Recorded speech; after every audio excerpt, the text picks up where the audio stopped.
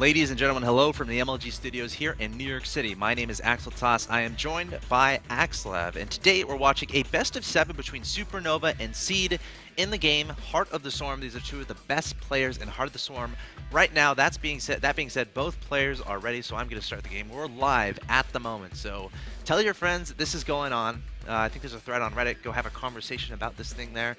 Team Liquid, there's a thread there as well. Feel free to interact with your community to discuss these awesome games. There are some great games. I mean, the first game, the one thing that's still been turning back in my head for a while is that first game. You know how we did that Thor Marine Banshee push, and we've seen it before in Wings of Liberty, but not for a while. What if, because he had the army already, and he had the reactor on the barracks, what if he built like a third factory, switched that to the barracks of the reactor, and made the Hellbats? Because if you look at the way those battles went, what was killing them is these waves of charge-lots that Thors can't deal with so well. I don't know. I just love to see new units, so I'm always I'm always proposing more Hellbats. Incorporating, Exactly, yeah. And Hellbats, I think, are better. They're more resilient to Storm, and of course, they're better against Zealots than non-stimmed, non-combat shield Marines. Oh, what's that at the bottom of the screen? What is it? It's a weird combination of letters. Those are the letters in Lost to keep characters. the world from ending. Really? Yeah. Nice. Remember? Did you watch Lost? You didn't watch Lost, did you? No. Dang it. That's why I was kind of like, knew right when I suggested it that the reference would be lost. That is a Heart of the Storm beta key, by the way. It's probably already taken if you're already going to battle on that, because people are really fast at getting those. But we'll be showing those throughout the entire broadcast, so keep a watchful eye there on the bottom of the screen, because at any moment we can throw a beta key at you. And we don't have to give any warning, because that's what we can do. We're like ninjas. Ninjas. We're like Dark Templar. Dark Templar. Those are the best form of ninjas. Looks like Seed's going for a Nexus first this game. Either that or he's just he's going to build like 3 gateways at once really late or something. Like, I'm going to build 3 gate Zealot, but from my base, not proxied. No, it is a Nexus first. Yeah. Of course, Seed, your Protoss player in the bottom right, is currently tied 1-1 with his opponent. The blue Terran player in the bottom left, Supernova. Supernova, once again, going for that early gas.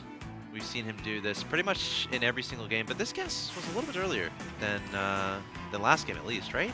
Wait, hold on. I'm not positive.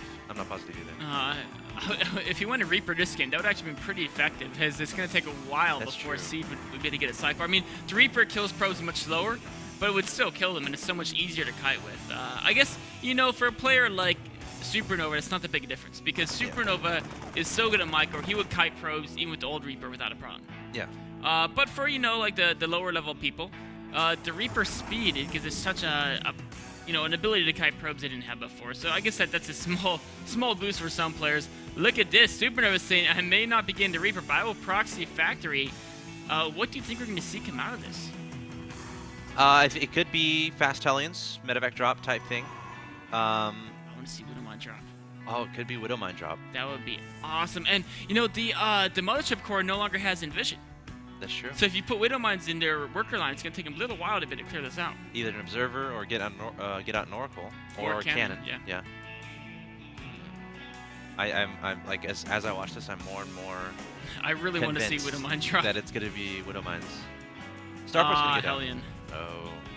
So it is going to be Hellion drop. axeltoss was right. How old-fashioned. We've seen this before. I dare you to type that in the chat. Actually, joke's on you. You're an observer in this game. Yeah, the joke is on me. This is a great build. I mean, we've seen a lot of world-class Terran players use this build time and time again. It can just, even if the Protoss is ready for it, it's like the Hellions just don't care. They can get in and kill a lot of Protoss. Of course, against the Nexus first, they have to do a ton of damage to make it worth it. He's going to send his Mothership Core away. I think he's looking for a proxy building up at the top. I mean, if you think about the natural attack path of a Mothership Core, I feel like it would go directly through the starport and factory going to your opponent's base, no? It would. I think he's, what he's doing? He's keeping it there to look for like a drop or a Banshee. Or something like that, maybe. Or no, maybe it's just a mistake, because now he's moving it back. So, if he doesn't scout this could be very dangerous. Yes, and at this point, if he scouted, it could still be very dangerous. Let's talk about what he has to defend. He has Photon Overcharge. So what I would love to see is using Photon Overcharge right when you see the Hellions, and then preventing them from getting down your ramp with either a force field, and of course keeping your probes away. But look at this, Supernova is going to attack from the natural expansion with his Marines as well. Oh, here come using the Ignite Afterburners to jet that medevac in there. The Hellions are dropped. The probes are on the retreat. Oh, no. This could be bad. Wow, so many probes going down here. Oh, Seed not splitting as optimally as he could, and there goes that photon overcharge. 10 workers killed. And we got Marines coming to the natural expansion, a bunker there as well, and a medevac for support. Sentry going to try to back away, throwing down that Guardian Shield. Stalkers microwing his way as well. Probes are forced to be pulled here to try to deal with this. Mothership Core doing some decent damage from above, and Seed is going to be able to hold this off, but again, at what cost? Losing a lot of probes. More probes. The Sentry and the Stalker went down as well there. The bunker may end up finishing, but I think the Marines will all be gone by that time, so not the biggest deal for Seed. What is the biggest deal is, as you mentioned, the probe deaths. Oh, look at that. The medevac getting away. Boy, that thing can zip. Yeah, and look at this. Supernova just lifted his factory into his opponent's main and is building a Hellion. But Seed sees he's building Widow Mine, actually, and there's a Widow Mine on top the ramp as well. So as soon as the Protoss army comes back to retreat, these are just going to absolutely destroy him. If he lands enough Widow Mines here, and then that medevac that he saved, he can drop. That's what he's doing. He's picking up more Marines. He's going to drop the Marines in the main. And bait the units up into the main, and then kill those units with the Widow Mines. That's such a brilliant plan here. Oh, this one Widow Mine might have been enough more they can chew. It's got to run away. Wow. Whew. Barely able to escape there. They are very fast. What a cute little creature. Oh, the Stalker almost took a step too close there. Observers coming out, though, so this should mop up those Widow Mines. Wow. I think he knows about the Widow Mine at the top. He does. I mean, I think he saw that's why he was being very careful. Seed, why are you so good? Very, very meticulous defense there by Seed. Getting himself, actually, with the food advantage this game here by 11. Worker advantage, too, 34 to 28. Who would have thunk? Just constantly cranking out those probes. But Supernova's third CC is almost done. And looks like he's going to turn back to a fairly standard build, landing his you know, well, more probes going down here. The medevac goes down, though. Ooh, this is such a tough He's just looking out for the probes here. The probes running for their lives. Now, he does see the factory, the forge, excuse me, and the Twilight Council, which is nice. But as you said before, Supernova has that third command center on the ground, making it into an orbital command. But I wonder if Seed is going to be able to identify this and potentially do a push, because Supernova is also making 2 engineering bays at the same time. But I think that maybe because Supernova saw the Twilight and the Forge, like you don't make the Twilight and Forge and then attack. I mean, you could, but you would never have any units. Right. You invested so much. Right, so you're investing in those for a reason, so I think based on that, Supernova can know he's kind of safe, so he can play a little bit more greedy at this point. I mean, he has 2 bunkers. He knows there's only 3 warp gates at the moment. He's even building a tech lab onto that factory. That could end up being used to produce siege tanks even. Yeah, again, it doesn't require siege to actually deploy them. I wonder what he is going to use that factory for. Is it going to be siege tanks? I mean, at first I thought he might move a barracks on there, but he has no barracks to move there. He might move the command center onto it. That would be interesting. Does that let you build a super SCV? It lets you build mules that stay around forever. Oh. Like reactor command center can build 2 SCVs at the same time, right? That's so imbalanced. Tech lab lets you build like permanent mules. I think Terrence would like that to be patched in. Any Protoss Zerg want you hired for the Blizzard balance. Well, no, I'd have something for everyone. Zealots can ride on top of Protoss units and jump onto like Mutas and slice them up. But then they take damage when they kill the Mutas because they fall. Right. I was about to say that. Yeah, there's a problem there. What if?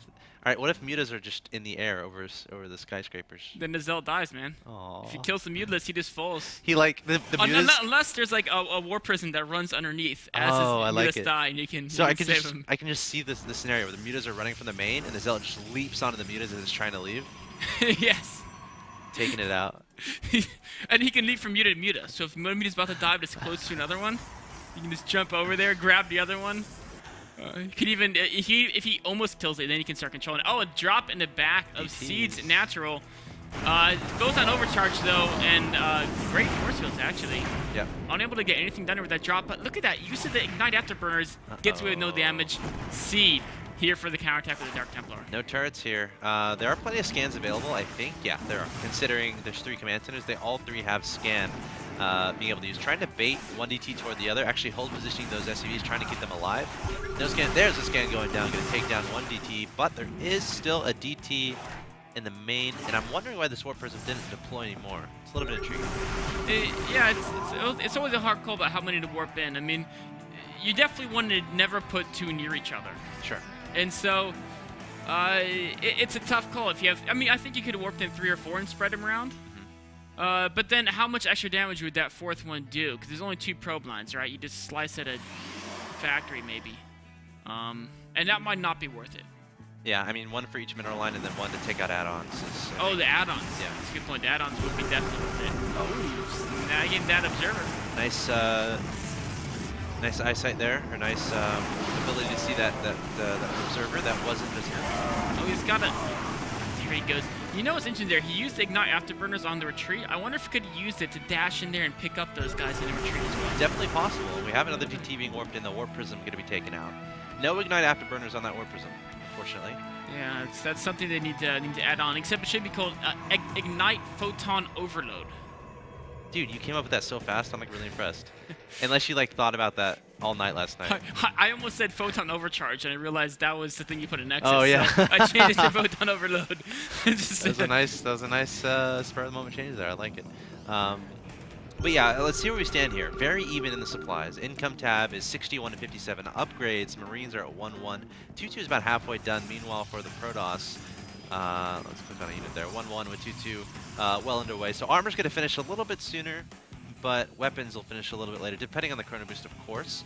And we also have a High Templar Archives on the way here from Seed. And I don't think we have a Ghost Academy just yet from Supernova. Seed, if you notice, he actually did not get that Colossi range. Instead, he's saying, you know what, I'm going to try to do a hard switch into Templar, catch him off guard, and it looks like it might work. As you mentioned, there's no Ghost Academy yet from Supernova. Templar Archives is almost done, and that's going to give Seed a definitive advantage as this game goes on. Now, when you see DTs, I feel like, well, he saw the Twilight Council earlier, so you always, I feel like you always have to be aware of that potential High Templar switch. So I'm wondering when he's going to be able to identify, well, look at the Seed, is it even incorporating more Colossus here? So this is the great part of Protoss, that you have the ability to really keep your opponent in the dark and, you know, kind of sway.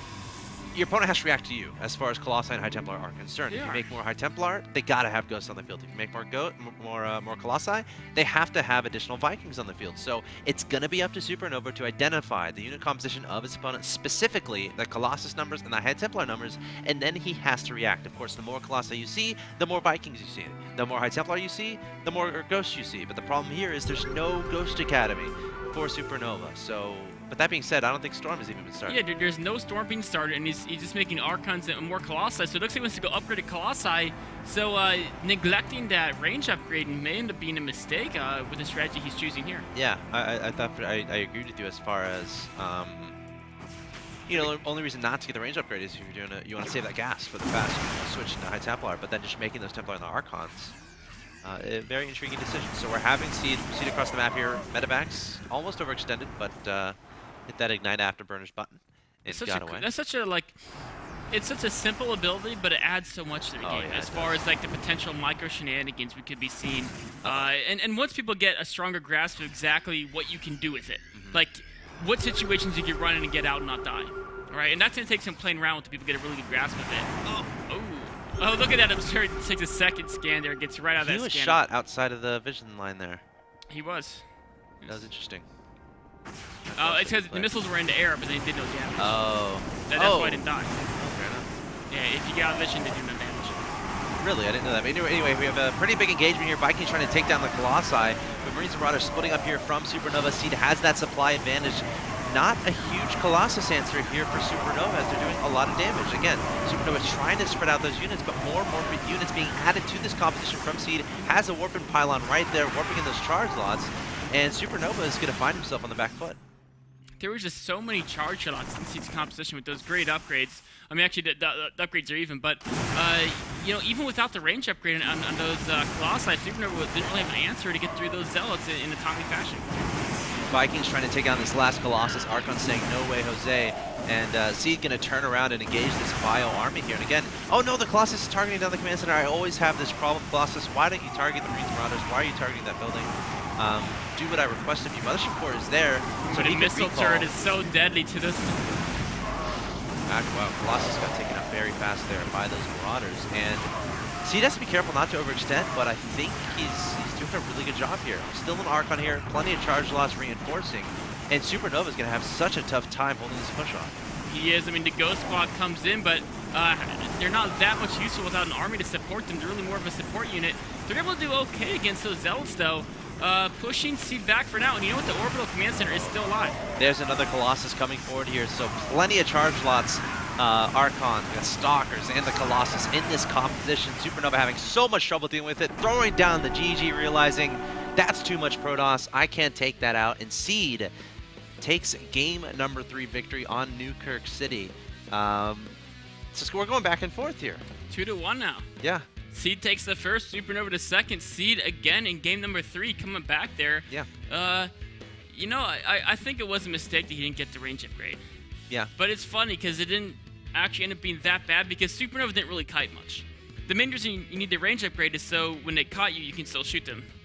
So, wow, look at that. Whoa, what is that? What? Something at the bottom of the screen there. Yeah, again. A bunch of random numbers. And letters. And letters. Letters Alphanumeric characters. There we go. That's the hardest one, baby. Indeed. Enjoy it.